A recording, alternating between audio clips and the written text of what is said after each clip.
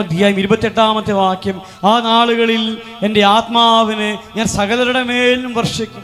നിങ്ങൾ പുത്രന്മാരും പുത്രിമാരും പ്രവചിക്കും, വൃദ്ധന്മാർ സ്വപ്നങ്ങൾ കാണും, യുവാക്കന്മാർക്ക് ദർശനങ്ങൾ ഉണ്ടാകും. ഒരുമിച്ച് പറയാം, ആ നാളുകളിൽ എൻ്റെ ആത്മാവിനെ ഞാൻ സകലരുടെ മേലും വർഷിക്കും. നിങ്ങൾ പുത്രന്മാരും പുത്രിമാരും പ്രവചിക്കും, വൃദ്ധന്മാർ സ്വപ്നങ്ങൾ കാണും, യുവാക്കന്മാർക്ക് ദർശനങ്ങൾ ഉണ്ടാകും. ആ നാളുകളിൽ, ഏത് നാളുകളെ പറ്റി പ്രവാചകൻ പറയുന്നത്? ഏത് നാളുകളെ പറ്റിയാ പറയുന്നത് പ്രവാചകൻ? ഏത് നാളുകൾ? ഈശോയ്ക്ക് ശേഷമുള്ള നാളുകളിൽ. അതുവരെ പരിശുദ്ധാത്മാവിനെ എല്ലാ മനുഷ്യർക്കും കൊടുത്തിരുന്നില്ല. കർത്താവ് തിരഞ്ഞെടുത്ത പ്രത്യേകമായ വ്യക്തികൾക്ക് അവരെ ദൈവം ഏൽപ്പിച്ച ഉത്തരവാദിത്തങ്ങൾ ചെയ്യാൻ വേണ്ടി മാത്രമാണ് പരിശുദ്ധാത്മാവിൻ്റെ അഭിഷേകം കൊടുത്തിരുന്നത്. രാജാക്കന്മാർക്ക്, പ്രവാചകന്മാർക്ക്, ന്യായാധിപന്മാർക്കൊക്കെയാണ് പരിശുദ്ധാത്മാവിന് കൃപ കൊടുത്തിരുന്നത്. എന്നാൽ ആ നാളുകളിൽ, മിശിഹായുടെ നാളുകളിൽ എല്ലാവരുടെ മേൽ പരിശുദ്ധാത്മാവിന്റെ അഭിഷേകം ഞാൻ അയക്കും. പുത്രിമാരൊക്കെ പ്രവചിക്കും, വൃദ്ധന്മാർ സ്വപ്നങ്ങൾ കാണും, യുവാക്കന്മാർക്ക് ദർശനം ഉണ്ടാവും. ഈശോയുടെ നാളുകളിൽ കർത്താവിൻ്റെ കുരിശ് മരണത്തിൻ്റെ യോഗ്യതയാൽ നമ്മളെല്ലാവരും പരിശുദ്ധാത്മാവിനെ സ്വീകരിക്കാൻ യോഗ്യരായിട്ട് മാറി. കർത്താവ് തന്നെ ചങ്കും ചോരയും കുരിശിൽ ബലിയായിട്ട് അർപ്പിച്ച് മനുഷ്യകുലം മുഴുവൻ്റെ പാപത്തിന് പരിഹാരം ചെയ്തപ്പോൾ പരിശുദ്ധാത്മാവിനെ സ്വീകരിക്കാൻ നമ്മളെല്ലാവരും യോഗ്യരായിട്ട് തീർന്നു. ഹല്ലേലൂയ, യേശുവേ ആരാധന. അതുകൊണ്ടാണ് യോഹന്നാന്റെ സുവിശേഷം 7:37 ഇങ്ങനെ പറയുന്നത്, തിരുനാളിന് അവസാന ദിനത്തിൽ ഈശോ എഴുന്നേറ്റുന്ന സ്വരമുയർത്തി ഇങ്ങനെ പറഞ്ഞു, ആർക്കെങ്കിലും ദാഹിക്കുന്നെങ്കിൽ അവൻ എൻ്റെ അടുക്കൽ വന്ന് കുടിക്കട്ടെ. എന്നിൽ വിശ്വസിക്കുന്നവൻ്റെ ഹൃദയത്തിൽ നിന്ന് വിശുദ്ധ ലിഖിതം പ്രസ്താവിക്കുന്നത് പോലെ ജീവജലത്തിൻ്റെ അരുവികൾ ഒഴുകും. അവരിത് പറഞ്ഞത് തന്നിൽ വിശ്വസിക്കാനിരിക്കുന്നവർ സ്വീകരിക്കാനിരുന്ന ആത്മാവിനെ പറ്റിയാണ്. എന്നാൽ അതുവരെയും ആത്മാവിനെ നൽകപ്പെട്ടിരുന്നില്ല. എന്നാൽ ഈശോ അതുവരെ മഹത്വീകരിക്കപ്പെട്ടിരുന്നില്ല. ഹല്ലേലൂയ, യേശുവേ ആരാധന. മഹത്വീകരിക്കപ്പെട്ടിരുന്നില്ല എന്ന് പറഞ്ഞതിൻ്റെ അർത്ഥം കർത്താവിൻ്റെ കുരിശുമരണവും ഉദ്ധാനവും കഴിഞ്ഞിരുന്നില്ല. അതിനുശേഷമാണ് പരിശുദ്ധാത്മാവിനെ സ്വീകരിക്കാനുള്ള യോഗ്യത സകല ജനപദങ്ങൾക്കും. ഈശോയിൽ ആരൊക്കെ വിശ്വസിക്കുന്നുണ്ടോ അവർക്കെല്ലാവർക്കും പരിശുദ്ധാത്മാവിനെ സ്വീകരിക്കാനുള്ള യോഗ്യത സ്വർഗം കൊടുത്ത് അതിനുശേഷമാണ്. ഹല്ലേലൂയ, യേശുവേ ആരാധന. ശരിക്കും ഈ പെന്തക്കോസ്ത് എപ്പോഴാണ് സംഭവിക്കുന്നത് അറിയാമോ?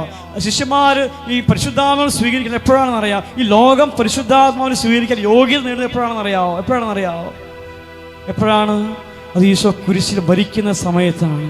കൃത്യമായി വചനം പറയുന്നു യോഹന്നാന്റെ സുവിശേഷത്തിൽ, അപ്പോൾ അവൻ തലചായ്ച്ച ആത്മാവിനെ സമർപ്പിച്ചു.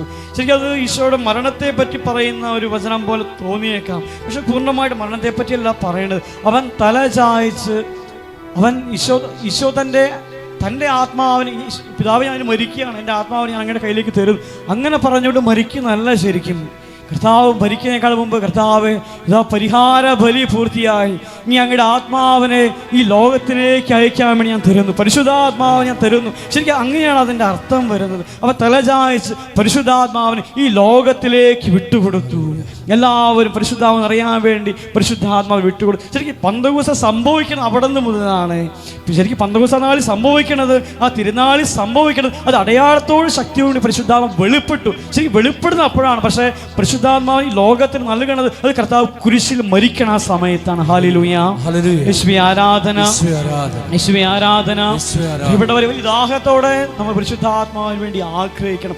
ദൈവം എല്ലാവർക്കും സൗജന്യമായിട്ടാണ് പരിശുദ്ധാത്മാവ് നൽകണത്.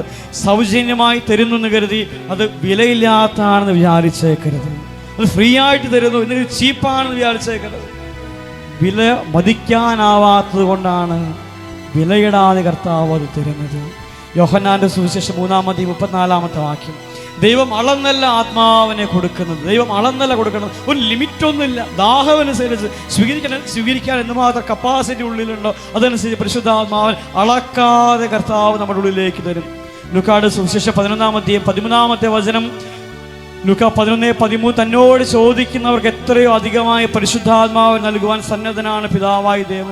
തന്നോട് ചോദിക്കുന്നവർക്ക് എത്രയോ അധികമായി, അളവില്ലാതെ അളക്കാതെ എത്രയോ അധികമായി പരിശുദ്ധാത്മാവ് നൽകുവാൻ സന്നദ്ധനാണ് പിതാവായി ദൈവം എന്നാണ് ഈശോ വെളിപ്പെടുത്തുന്നത്. ഹല്ലേലൂയ, യേശുവേ ആരാധന. ദാഹം പ്രധാനപ്പെട്ടതാണ്. എങ്ങനെ ദാഹിക്കണം? 42 സങ്കീർത്തനം 1 ദാഹിച്ചു വരേണ്ട മാൻപേടയെ പോലെ ദൈവമേ എൻ്റെ ഹൃദയം അങ്ങേ തേടുന്നു. ഒരുമിച്ച് പറയാവോ? ദാഹിച്ചു വരേണ്ട മാൻപേടയെ പോലെ. ദാഹിച്ചു വരേണ്ട മാൻപേടയെ. ഒന്നുകൂടി ദാഹത്തോടെ പറയാവോ? ദാഹിച്ചു വരേണ്ട മാൻപേടയെ പോലെ. ദാഹിച്ചു വരേണ്ട മാൻപേട. ദൈവമേ എൻ്റെ ഹൃദയം അങ്ങേ തേടുന്നു. എങ്ങനെയാണോ വേനൽക്കാലത്ത് ഒരു ഗ്ലാസ് വെള്ളത്തിന് വേണ്ടി നടുറോട്ടിൽ നമ്മൾ ദാഹിക്കണത്, അതുപോലെ പരിശുദ്ധാത്മാവിന് വേണ്ടി ദാഹിക്കുമ്പോൾ അളവില്ലാതെ അളക്കാതെ സ്വർഗം പരിശുദ്ധാത്മാവിന്റെ അഭിഷേകം നമ്മുടെ ഹൃദയങ്ങളിലേക്ക് ചൊരിയും. ഹല്ലേലൂയ. യേശുവേ ആരാധന, യേശുവേ ആരാധന. റോമാക്കാർക്ക് ലേഖനം 10-ാം അധ്യായം 12-ാമത്തെ വാക്യം. അവന്റെ നാമം വിളിച്ചപേക്ഷിക്കുന്ന എല്ലാവരുടെ മേൽ അവിടുന്ന് തന്റെ സമ്പത്ത് വർഷിക്കുന്നു. ഒരുമിച്ച് പറയാവോ? അവന്റെ നാമം വിളിച്ചപേക്ഷിക്കുന്ന എല്ലാവരുടെ മേൽ അവിടുന്ന് തന്റെ സമ്പത്ത് വർഷിക്കുന്നു. സ്വർഗത്തിന്റെ സമ്പത്ത് എന്ന് പറഞ്ഞാൽ പരിശുദ്ധാത്മാവിന്റെ അഭിഷേകമാണ് സ്വർഗത്തിന്റെ സമ്പത്ത്. അവന്റെ നാമം എന്ന് പറഞ്ഞാൽ ഏത് നാമമാണ്? അവന്റെ നാമം അത് ഈശോയുടെ നാമമാണ്. ഈശോയുടെ നാമം ആരെല്ലാം വിളിച്ച് പ്രാർത്ഥിക്കുന്നുണ്ടോ അവരിലേക്ക് സ്വർഗം തന്റെ മുഴുവൻ സമ്പത്തിനെ വർഷിക്കുന്നു. ഈശോയുടെ നാമം അത് പരിശുദ്ധാത്മാവിന്റെ അഭിഷേകം കുത്തി നിറച്ച നാമമാണ് ഈശോയുടെ നാമം. ഓരോ പ്രാവശ്യം ഈശോ എന്ന് പറയുമ്പോൾ സ്വർഗം തുറക്കപ്പെടുന്നുണ്ട്. ആ പറയുന്നവളുടെ ശിരസിലേക്ക് സ്വർഗം തുറന്ന് പരിശുദ്ധാത്മാഭിഷേകം വ്യാപരിക്കുന്നുണ്ട്. പരിശുദ്ധാത്മാഭിഷേകം ആ ശിരസിലേക്ക് വെളിപ്പെടുന്നുണ്ട്, ഇറങ്ങി വരുന്നുണ്ട്. ഹല്ലേലൂയ. യേശുവേ ആരാധന. അത് വചനം പറയുന്നത് അവന്റെ നാമം വിളിച്ചപേക്ഷിക്കുന്ന എല്ലാവരുടെ മേൽ അവിടെ തന്നെ സമ്പത്ത് വർഷിക്കുന്നു. അവന്റെ നാമം വിളിച്ചപേക്ഷിക്കുന്ന എല്ലാവരുടെ മേൽ അവിടെ തന്നെ സമ്പത്ത് വർഷിക്കുന്നു. വലതുയർത്തി 2 വട്ടം ഈശോ എന്ന് പറയാമോ? ഹല്ലേലൂയ. യേശുവേ ആരാധന. ജോയൽ പ്രവാചകന്റെ പുസ്തകം 2-ാം അധ്യായം 32-ാം വാക്യം. കർത്താവിന്റെ നാമം വിളിച്ചപേക്ഷിക്കുന്നവർ രക്ഷ പ്രാപിക്കും. കർത്താവിന്റെ നാമം വിളിച്ചപേക്ഷിക്കുന്നവർ രക്ഷ പ്രാപിക്കും. ഒരുമിച്ച് പറയാം. കർത്താവിന്റെ നാമം വിളിച്ചപേക്ഷിക്കുന്നവർ രക്ഷ പ്രാപിക്കും. ഇവിടെ ആദ്യമ നൂറ്റാണ്ടുകളെ നമ്മൾ പഠിക്കുമ്പോൾ അപ്പസ്തോല പ്രവർത്തനങ്ങളൊക്കെ നമ്മൾ വായിക്കുമ്പോൾ കൂടെ വായിക്കാൻ പരിശ്രമിക്കണം. ഈ നാളുകളിൽ പന്തക്കുസ്ത ദിനം വരെയുള്ള നാളുകളിൽ ഈ അപ്പസ്തോല പ്രവർത്തനങ്ങളൊക്കെ വായിക്കുന്നത് നല്ല അഭിഷേകമുള്ള ഒരു കാര്യമാണ്. വായിക്കുമ്പോൾ മനസ്സിലാവും എങ്ങനെയാണ് പരിശുദ്ധാത്മാവ് സഭയെ നയിച്ചത്, എങ്ങനെ പരിശുദ്ധാത്മാവ് സഭയെ നയിച്ചത്. ജെറുസലേമിൽ 12 അപ്പസ്തോലന്മാർ മാത്രം ഒതുങ്ങിയിരുന്ന കൂട്ടായ്മ എങ്ങനെ വളർന്ന് അത് ലോകത്തിൻ്റെ അതിർത്തികൾ എത്തിച്ചേർന്നു. അത് പരിശുദ്ധാത്മാവിൻ്റെ പ്രവർത്തനമാണ്. ഈശോ പറഞ്ഞു വളരെ കറക്റ്റാണ്, വളരെ കറക്റ്റാണ്. കടുകുമണി പോലെയാണ് ദൈവരാജ്യം. എന്നാൽ അത് വളർന്ന് വലിയ മരമായിട്ട് മാറി. അത് അനേകം പറവകൾ കൂടുണ്ടാക്കാൻ തക്കവത് അത് വലിയ മരമായിട്ട് മാറും. ഒരു ചെറിയൊരു കൂട്ടായ്മ അത് വളർന്ന് പരിശുദ്ധാത്മാവ് അതിനെ വളർത്തി അത് ലോകത്തിൻ്റെ അതിർത്തികൾ വരെ അത് എത്തിച്ചേർന്നു. കാരണം പരിശുദ്ധാത്മാവാണ് സഭയെ നയിക്കുന്നത്. മനുഷ്യന്റെ കരങ്ങളല്ല സഭയെ നയിക്കുന്നത്, അത് പരിശുദ്ധാത്മാവിന്റെ കരങ്ങളാണ്. ഹല്ലേലൂയ. യേശുവേ ആരാധന. ആദിമസഭയുടെ കാലഘട്ടമൊക്കെ പഠിക്കുമ്പോൾ ശരി വചനം പറയാൻ വേണ്ടി പേടിച്ചിരുന്ന സമയമുണ്ട്. മതമർദ്ദകരെ ഭയന്ന് പേടിച്ചിരുന്ന സമയമുണ്ട്. വിശ്വാസം ഉറക്കെ പറയാൻ പേടിച്ചിരുന്ന സമയമുണ്ട്. അപ്പോസ്തല പ്രവർത്തനം 4:30 വചനം നമുക്ക് കാണാൻ സാധിക്കും. വിശ്വാസികളെ സമൂഹം ഇങ്ങനെ പ്രാർത്ഥിക്കുന്നുണ്ട്.